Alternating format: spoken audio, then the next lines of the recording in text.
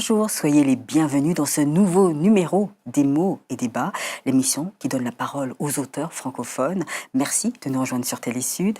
Alors l'invité est professeur de français, plusieurs origines apparemment sur le continent africain, elle nous en dira un peu plus, je crois qu'il y a le Congo, Burkina Faso. Et puis elle est l'auteur de Chouka, la danseuse sacrée. Nous allons recevoir Véronique Diarra. Bonjour. Bonjour. Vous allez bien, Véronique Diarra? Oui, ça va, Patricia. Ça va. Merci beaucoup d'être avec nous sur ce plateau. Merci à vous. Nous allons découvrir votre deuxième roman. Oui, c'est le deuxième. Oui. Le titre de ce deuxième roman, c'est Non, je ne me tairai plus, chez Wawa Éditions. Oui. Eh bien, ce que je vous propose, c'est de commencer tout de suite cette première partie au fil des pages.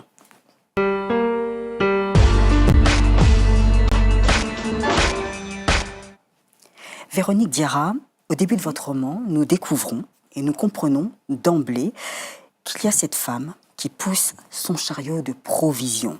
On sent que c'est une femme qui galère, c'est difficile son quotidien. Et là, vous nous racontez cette histoire. On commence à rentrer dans cette famille. Est-ce que, pour les téléspectateurs, nous décrire cette femme et sa famille?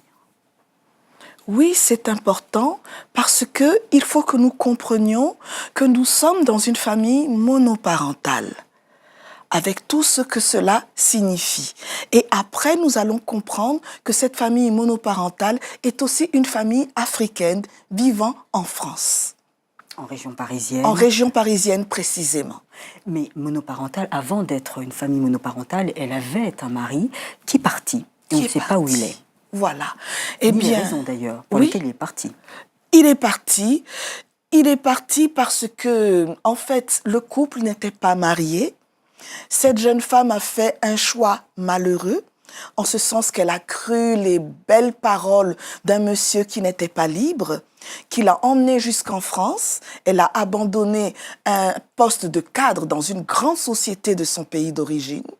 Elle est venue en France avec ce monsieur, au début bien installée, choyée, gâtée. Elle a eu un premier enfant, un deuxième, mais le troisième a incommodé monsieur qui ne voulait pas de toutes ces charges et qui est parti en abandonnant cette compagne et les enfants encore si jeunes, la compagne étant enceinte du troisième enfant. Les deux enfants portent le nom du papa, oui, alors que le troisième enfant porte le nom de la maman. Donc, c'est Madame Siloué. Oui. Voilà. Donc, nous allons faire la connaissance de Dylan, le frère aîné, Audrey, la cadette, et puis la petite dernière, c'est Aurélie. Oui. Alors, là, dans ce livre, le fil rouge, c'est Audrey. Audrey, elle doit changer d'école. Elle va dans un collège, dans un quartier plutôt assez huppé. Oui. Donc là, elle rencontre des enfants qui ont un autre niveau scolaire, niveau culturel, mais elle n'est pas bien accueillie. Pour quelle raison? Elle n'est pas bien accueillie parce qu'elle n'est pas comme les autres. Bon, le fait d'être d'une autre origine, elle est africaine, et puis elle a choisi de ne pas se déguiser en essayant d'imiter ses camarades.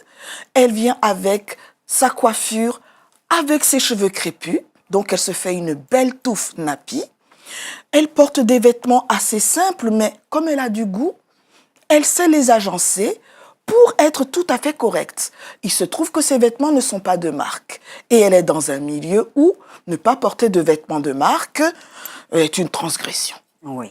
Voilà. Donc, à cause de cela, on la juge mal. Alors, on la juge mal aussi parce que Audrey, c'est une enfant qui se retrouve lorsqu'il y a, je ne sais pas si on peut dire la récréation, oui, elle aime beaucoup lire. Voilà. Oui. Donc, déjà, elle se met dans un monde à part. Oui. Donc, les gens, déjà, la dévisagent, se demandent, mais pourquoi ne nous fréquente-t-elle pas? Voilà. Effectivement, elle ne fréquente pas les autres parce que les autres ne l'accueillent pas. Non. C'est très subtil. En ce sens que personne ne lui dit on ne souhaite pas te fréquenter parce que tu es différente de nous, parce que tu viens d'un autre milieu, parce que tu as d'autres origines. Mais simplement, on va lui faire comprendre qu'elle n'est pas la bienvenue dans le groupe. En effet. Et ceux qui vont lui faire comprendre qu'elle n'est pas la bienvenue, c'est Zoé, Moonlight, d'autres enfants qui suivent bêtement Zoé. Alors, Zoé, C'est déjà un phénomène parce que en classe, elle manque de respect vis-à-vis de ses professeurs. Par exemple, mademoiselle Hubscher, professeure d'allemand. Voilà, par exemple. Alors, Zoé, c'est vraiment l'enfant mal dans sa peau Ouais. parce que, telle que je l'ai décrite, on comprend qu'elle n'est pas jolie, selon les normes de mannequin de nos jours. Bon, c'est tout de même une enfant qui est très gâtée par des Oui. parents qui ont un haut niveau de vie et elle a besoin de se venger. Et pour se venger, alors, elle a trouvé une élève de sa classe qui est toute seule, qui est différente et contre qui elle va vraiment se déchaîner, malheureusement. Donc, c'est vrai que je la présente comme étant la méchante entre guillemets, mais je tiens compte du fait que c'est une enfant qui est mal dans sa peau, mais qui en profite un peu trop. Un peu trop. Et c'est vrai que lorsqu'on voit au fil des pages, elle s'en sert beaucoup de son mal-être pour dire qu'elle a les possibilités, qu'elle a tout à fait raison de blesser les autres puisqu'elle se sent mal dans sa peau. Donc elle trouve une bonne excuse. C'est cela, elle trouve une bonne excuse. Et en même temps, pour se faire remarquer, pour se faire voir, elle montre ses vêtements de marque, elle montre surtout son téléphone, ses tablettes, ses jeux vidéo. Je ne prononce pas de marque, mais je pense que les lecteurs comprennent Oui. de quoi je parle. Alors c'est assez malin, enfin c'est assez insidieux parce que elle arrive à blesser Audrey en classe, à l'extérieur quand ils sortent des cours et jamais on l'attrape aux Zoé. cela. Comment fait-il? Parce que comment font-ils puisqu'ils sont en groupe? Les élèves sont très, très, très précis dans leur stratégie. Ils arrivent à murmurer quelque chose pour que celle qu'on veut insulter entende, mais le professeur, lui, n'entend pas, à moins de faire très, très attention parce qu'il a été prévenu. Ensuite, les éducateurs, là je dis attention à mes collègues, quand on voit un élève qui reste seul pendant les temps libres, il faut se poser des questions parce que ça n'est pas normal. Pendant les temps libres, normalement, les élèves sont en groupe, il y a ceux qui jouent, il y a ceux qui bavardent, mais normalement, un élève tout seul, ça n'est pas normal. Et quand les élèves sont sortis, normalement, on devrait faire attention à ce qui se passe. Mais Zoé et ses amis, Moonlight, etc., ils font attention d'être hors de vue du surveillant qui regarde autour du collège. Oui. Et c'est là qu'ils commencent leur méchanceté, leurs injures, leurs remarques sarcastiques et même allant jusqu'à la menace. Mais bien sûr, la Voilà. menace avec La un menace. couteau. Oui. Alors, comment Audrey a-t-il fait? Parce qu'elle supporte, et à un moment, elle n'en peut plus. Oui. Elle en parle à son frère Dylan. Pourquoi n'en parle-t-elle pas d'abord à sa maman ou alors aux professeurs, aux éducateurs? Non. Les éducateurs ont tendance à banaliser. Quand on leur dit « un tel m'ennuie, un tel m'a fait ceci, un tel m'a fait cela », les éducateurs, malheureusement, ils banalisent. Bon, c'était une plaisanterie. Bon, ce n'est pas grave, malheureusement. Alors que quand un élève parle parce qu'il est blessé, on devrait voir de plus près ce qui se passe, appeler celui qui a parlé d'une drôle de manière et lui demander des comptes. Mais les camarades de classe aussi, qui sont témoins de ces agressions racistes, ne font rien. Oui, effectivement. Ils ne font rien, pourquoi? Ils ne font rien parce que le personnage de Zoé est un personnage au caractère fort. On ne veut pas s'opposer à elle parce qu'on ne veut pas se faire insulter. Et puis, il y a un certain manque de courage en ce sens que, eh bien, on ne veut pas avoir de problème à cause de cette Audrey qui, après tout, n'est pas de chez nous. Elle est on ne veut pas différente. avoir, elle est différente. On ne veut pas avoir d'ennui à cause d'elle. Voilà. Donc, quelque part, ils ont peur d'être victimes à leur tour. C'est cela. Parce que un personnage comme Zoé, c'est quelqu'un qui a un caractère fort. Et puis en plus, elle est entourée d'une équipe, donc elle sait... Voilà, elle est entourée d'une certaine équipe, et donc on a peur de se faire injurier aussi. Et beaucoup plus tard dans le roman, quand une autre fille, une certaine Laura, se fera connaître, elle dira « Zoé, elle m'appelait d'un certain surnom assez méchant. » Parce qu'elle a des taches de rousseur. Parce qu'elle a des taches de rousseur, ouais. donc elle l'appelle la moche à taches. Donc Laura avait en quelque sorte peur de se faire remarquer par Zoé et de se faire injurier encore. Donc on préfère ne pas se mêler pour ne pas avoir d'histoire. Ça, c'est malheureux. Et on ne se rend pas compte qu'on encourage et qu'on est quand même responsable de ce qui se passe.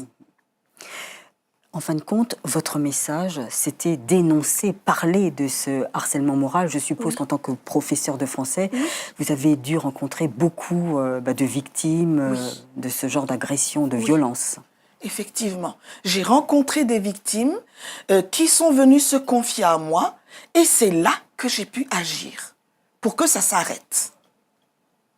Heureusement, ce que j'ai fait, ça a permis de s'arrêter, ça n'est pas allé jusqu'au proviseur. Et heureusement, ça s'est arrêté là. Mais parfois, il faut que ça arrive jusqu'aux autorités de l'école. Pourquoi les parents de Zoé Le Porce n'ont-ils pas cru, lorsqu'il y a eu ces rendez-vous entre le proviseur, la psychologue et puis la conseillère d'orientation, pourquoi n'ont-ils pas cru ces adultes? Qu'est-ce qui fait penser que Zoé a un bon comportement puisqu'ils ne sont pas avec elle en classe? Eh bien, les parents voient leur enfant avec des yeux pleins d'affection, pleins d'amour, et ils n'ont pas compris que leur Zoé a grandi, ils n'ont pas compris que leur Zoé est mal dans sa peau, parce qu'ils donnent le matériel. Donc, ces parents qui sont d'un niveau de cadre supérieur, ils croient souvent qu'en donnant beaucoup de matériel, les vêtements, les jouets, l'électronique, le ceci, le cela, ils pensent qu'ils ont tout donné à leur enfant et que tout va bien pour leur enfant. Alors, ils ne croient pas quand on leur dit « mais votre enfant a eu un comportement désobligeant ». Ah non, ce n'est pas possible. Moi, j'élève bien mon enfant. Et puis, on ne tient pas des propos comme ça. Non, ma fille n'est pas raciste. Voilà. Ah, mais ma fille, elle va au catéchisme. Ma fille a donné de l'argent pour aider un projet humanitaire en Afrique. Donc, on ne peut pas la traiter de raciste. Et pour eux, ça s'arrête là. Ils ne vont pas chercher plus loin. Voilà. Et ils ne vont pas regarder, par exemple, le comportement que Zoé peut avoir avec leur bonne à tout faire, qui est une jeune Syrienne qui a fui la guerre. Elle a été donc recommandée. On l'a prise comme bonne à tout faire. Et on ne se rend pas compte que Zoé n'est pas correcte. Voilà. Et parce qu'elle le fait toujours derrière le dos de ses parents. Oui, elle le fait derrière le dos des parents. Et les parents n'ont pas jugé nécessaire de recommander à Zoé d'être correcte, justement, avec Yasmine. Oui. Voilà. Il y a Dylan, le frère d'Audrey, qui est au courant justement de ces agressions, de ce harcèlement moral, va agir. Donc il va demander à ses copains de la cité de venir tendre un piège à Zoé. Est-ce que vous pensez que c'était... là c'est un roman, mais est-ce qu'il faut conseiller aux grands frères d'agir? Au contraire, est-ce qu'il faut plutôt dire non, non, non, parle-en aux adultes, mais il ne faut pas mettre les frères, les sœurs, les grandes sœurs dans le secret des dieux? Eh bien, je dirais oui et non. Bon, il se trouve que il y a bien longtemps, ma jeune sœur a eu des problèmes de ce genre et elle était à l'école primaire. En tant que grande sœur, qui est 6 ans depuis qu'elle, je suis allée gronder d'une voix tonnante ses enfants qui lui disaient des méchancetés et j'ai même menacé d'appeler notre grand frère qui avait 18 ans à l'époque et ça a beaucoup impressionné ses enfants et ils ont cessé. Donc, parfois, faire intervenir un grand frère, une grande sœur, c'est une idée qui peut régler le problème. Ouais. Mais là, ça n'a pas réglé le problème. Non. Parce que, d'une part, Zoé est vraiment une tête dure. Et d'autre part, ces garçons, avant tout, ce sont des voyous. Donc leur intervention ne peut pas être vraiment efficace tout à fait parce que, comment dire, ils n'ont pas bonne réputation. Même si leur démarche était positive au départ. Ils sont venus pour défendre leur sœur. Est-ce qu'à un moment, l'agresseur peut prendre conscience de ce qu'il fait, de ses torts? Eh bien, l'agresseur, va prendre conscience s'il est vraiment, s'il se sent vraiment interpellé. Et s'il arrive à réfléchir et à se dire, ce que je fais n'est pas bien. Mais là, Zoé, qui est vraiment une tête dure, Oui. a refusé de comprendre jusqu'à la fin, Ouais. jusqu'à ce que vraiment, à la fin, elle voit que, mais c'est à elle-même qu'elle a fait du tort, parce que les conséquences sont graves. Les conséquences sont que il va falloir que ses parents lui trouvent un autre établissement. Et ce qu'elle a fait est porté dans son dossier, qui la suivra dans toute sa scolarité jusqu'à la terminale. Ah oui, d'accord. Voilà. Donc c'est quelque chose qui n'est pas gardé, qui reste dans le giron, on va dire, Oui. du collège, non? Ça se transmet donc de livret scolaire en livret scolaire. Oui, parce qu'elle a fait une faute grave, qui est punie par la loi. Voilà. Oui. En tout cas, les téléspectateurs verront ce que Zoé manigance Oui. comme... En plus comme des geste. injures, elle Ah va oui. Aller commettre très, très une loin, faute ouais. grave. Voilà. Très bien. En tout cas, merci beaucoup, Véronique Diarra, de nous avoir présenté une partie de votre roman. Je laisse aux téléspectateurs de découvrir le reste. Nous allons passer à la deuxième partie, carte sur table.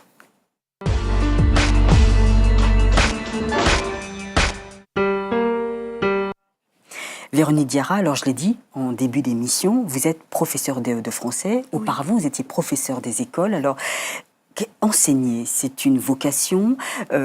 Aujourd'hui, enseigner, et je pose deux questions. Est-ce qu'aujourd'hui, enseigner, c'est devenu un métier, mais totalement difficile, ingérable? Parce qu'il y a de plus en plus de professeurs qui sont absents, qui abandonnent. C'est vrai. Alors, pour moi, c'est une vocation. C'est ce que j'ai toujours souhaité faire.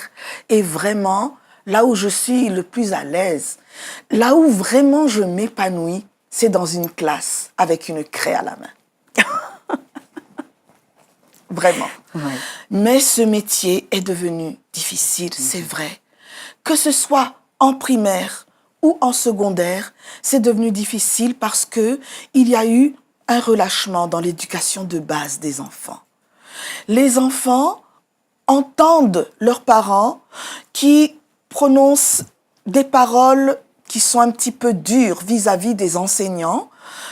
Il n'y a plus ce respect dû à l'enseignant, de sorte que l'enfant croit que tout lui est permis avec l'enseignant. Et avec cette idée que les droits des enfants, l'enfant a le droit d'aller à l'école, eh bien les enfants estiment que, eh bien ils peuvent tout faire. Ils estiment que le professeur, le maître d'école, la maîtresse d'école est là pour le servir, pour la servir. Et l'enfant se met à penser que tout lui est dû et qu'il fait ce qu'il veut. Vraiment. On entend parfois des parents qui le soir disent à l'enfant « Est-ce que la maîtresse a été gentille avec toi ?» Donc l'enfant, il estime que il a tous les droits et les parents prennent comme parole d'évangile tout ce que les enfants disent. L'enfant dit « La maîtresse m'a grondé, la maîtresse m'a puni, la maîtresse a été méchante avec moi. » Eh bien, le parent ne pensera pas à venir demander ce qui s'est passé. Le parent viendra tout de suite, pensant qu'on a agressé son enfant. Il vient avec l'idée de défendre son enfant, presque toute griffe dehors. Et nous devons vraiment gérer parfois l'agressivité de certains parents d'élèves, au primaire comme au secondaire. Oui, c'est vrai, il est difficile de croire que nos enfants, ce sont des petits monstres. Donc on se dit, mais non, c'est pas possible. À la maison, il a tel comportement, mais en classe, il aurait ce comportement. Mais non, mais non. Tout simplement, le professeur ou la maîtresse ne t'aime pas, ne t'apprécie pas. Voilà, c'est ce qu'ils pensent, mais enfin, est-ce qu'on va se lever? Est-ce qu'on va se préparer le matin avec l'idée que les enfants, on ne les aime pas, on va leur faire ceci, on va leur faire cela? Mais on a autre chose à faire. Et si on a choisi ce métier-là, mais c'est parce qu'on aime être en compagnie des enfants et des jeunes, des adolescents. On aime ces petits personnages. Je dirais toujours avec un sourire que l'adolescent est un animal étrange. Oui, l'adolescent, il veut qu'on soit doux avec lui, comme s'il était enfant, mais en même temps, il veut s'émanciper et faire ce qui lui plaît. Oui. Voilà. Alors, en tant que professeur de français, alors je suppose que là, les parents vont tendre leurs oreilles. Oui. Quels conseils donneriez-vous pour ces enfants qui ont des difficultés en orthographe, en grammaire? Ah oui. Alors, je demande aux parents d'accorder 1 heure à leur enfant le mercredi après-midi ou le samedi pour faire d'abord une petite dictée. Ensuite, la dictée peut être prise dans un livre d'orthographe oui. ou alors dans un livre, un roman que l'enfant lit, oui. juste un paragraphe. Ensuite, avec l'enfant, corriger les fautes et selon les fautes, donner à l'enfant des exercices. Si l'enfant a fait des fautes d'accord dans le groupe nominal, oui. trouver un chapitre qui traite de cela et donner un petit exercice à l'enfant où il doit mettre l'accord des groupes nominaux. Oui. Est-ce une faute de conjugaison? Trouver le chapitre qui parle de la conjugaison de ce temps précis et donner à l'enfant un exercice où il doit donner la bonne terminaison à chaque verbe. Et ainsi de suite. Trouvez vraiment un exercice qui va avec chaque faute qui a été faite et demandez à l'enfant, pendant le temps de ta relecture, ne sois pas trop content de toi-même. Demande-toi si c'est vraiment l'accord qu'il faut. Cherche le sujet du verbe. Demande-toi si tu as mis la bonne terminaison compte tenu du temps. Et tel mot, c'est un adverbe. Méfie-toi, il n'a pas besoin de S ou de quoi que ce soit. Et pour chaque élément de la phrase, toujours qu'il se pose la question, est-ce bien comme ça que ça s'écrit? Est-ce qu'il n'y a pas une double consonne? Est-ce qu'il n'y a pas un T à la fin? Parce que cet adjectif, au féminin, il donne cela. Donc, il y a un T à la fin. Donc, il y a un S à la fin. Voilà. Mais c'est vrai que parfois on a l'impression que c'est un problème aussi d'étourderie, c'est écrire aussi phonétiquement, c'est assez surprenant parce que ce sont des mots qui reviennent. Oui. Comme par exemple les adverbes. J'ai vu mon fils, par exemple, dedans, mais il avait oublié un S. Je dis, mais je comprends pas. Parce qu'ils n'y pensent pas, justement. Ils ne sont pas assez attentifs quand ils écrivent. Oui. Et pendant le temps de la relecture, ils rêvent. Oui. Voilà. Ils rêvent. Alors qu'il ne faut pas rêver. Il faut relire chaque phrase en se posant des questions sur chaque mot. Très bien. Voilà. Merci beaucoup, Véronique Diarra. En tout cas, je donnerai à mon fils de suivre cette émission pour qu'il enregistre comment être meilleur en orthographe, en grammaire et puis surtout avoir de bonnes notes en dictée. Oui. Voilà. Merci beaucoup. Nous allons passer à la dernière partie de l'émission, le coup de cœur.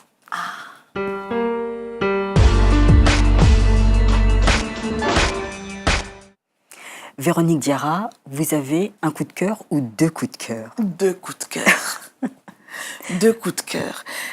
Je vous citerai d'abord « Noir n'est pas mon métier », un merveilleux recueil de témoignages où des actrices, des comédiennes noires de langue française, elles sont d'origine africaine ou d'origine antillaise, et elles témoignent de toutes les difficultés qu'elles ont pu rencontrer dans leur métier parce qu'elles sont noires ou métissées.